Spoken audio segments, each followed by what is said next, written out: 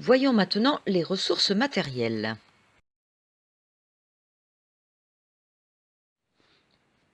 Alors pour ces ressources, je vous ai dit, pour chaque matériel répertorié, vous devez connaître le prix d'achat, le montant de l'entretien, de la maintenance, l'utilisation, la capacité de production, calculer le coût pour chaque matériel.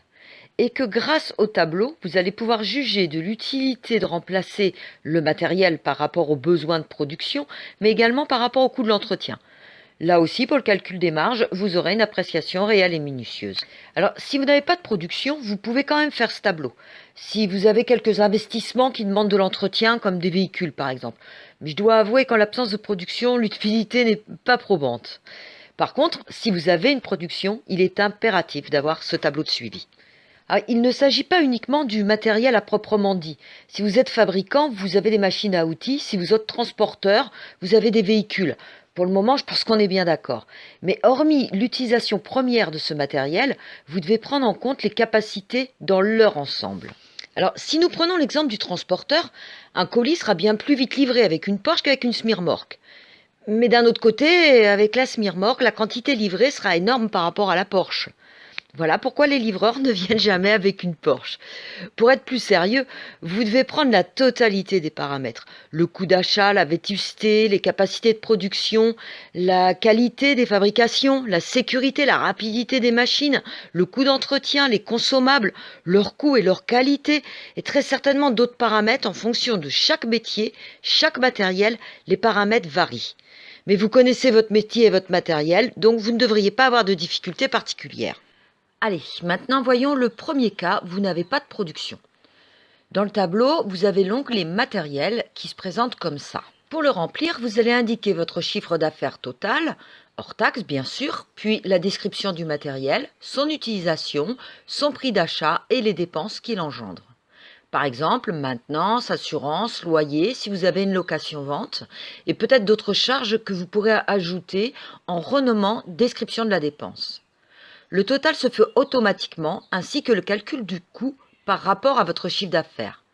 Si je mets l'exemple d'un véhicule, le tableau sera comme ça. Je peux constater que ce véhicule qui sert aux livraisons des clients, pour l'entretien et l'assurance, revient à 1,25% du chiffre d'affaires.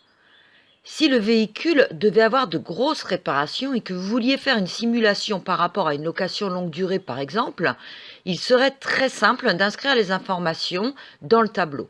Par exemple, ça donnerait ça. En partant d'un loyer à 300 € par mois, le coût est bien descendu. Mais il faut aussi prendre en compte qu'un véhicule vieillissant et les pannes qui vont aller avec, c'est aussi du salaire que vous allez payer à votre chauffeur pour qu'il attende la dépanneuse, mais également de l'insatisfaction de vos clients. Les livraisons ne seront plus fiables. Pour conclure, l'élément le plus important du tableau reste le coût que vous allez appliquer à vos prévisions pour le calcul de votre contrôle budgétaire. Passons maintenant à la production. Ce tableau est comme ça.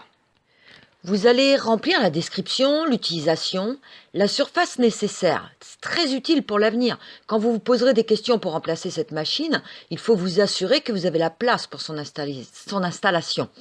Le personnel nécessaire pour conduire la machine, le prix d'achat, les dépenses pour la maintenance, l'assurance, bref, toutes les charges directement liées à cette machine. Vous avez donc maintenant le total des dépenses engendrées pour cette machine et le coût pour votre contrôle budgétaire. Vous devez aussi renseigner la capacité de production de cette machine et votre production réelle, ce qui va vous permettre d'appréhender un accroissement de fabrication. Vous devez rajouter tous les critères qui sont importants, comme par exemple de la perte de matières premières.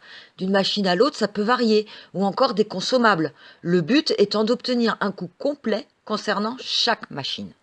Pour une simulation éventuelle, tous les renseignements sont dans le tableau et vous pouvez, là aussi, vous servir d'une des colonnes du tableau pour comparer. Vous pourrez remarquer qu'une seule personne est nécessaire pour conduire la machine. Vous ne devez pas oublier de prendre en compte le coût du personnel. Et oui, une machine qui coûterait 2 fois plus cher s'avérerait plus rentable si une seule personne peut la conduire. L'économie du salaire est faite chaque mois. La machine, vous l'achetez une seule fois. La rapidité d'exécution fait aussi partie des éléments très importants pour la prise de décision. Là aussi, vous ferez des économies sur les salaires. En conclusion, vous devez tenir compte de tous les points, qu'ils soient techniques, humains ou économiques.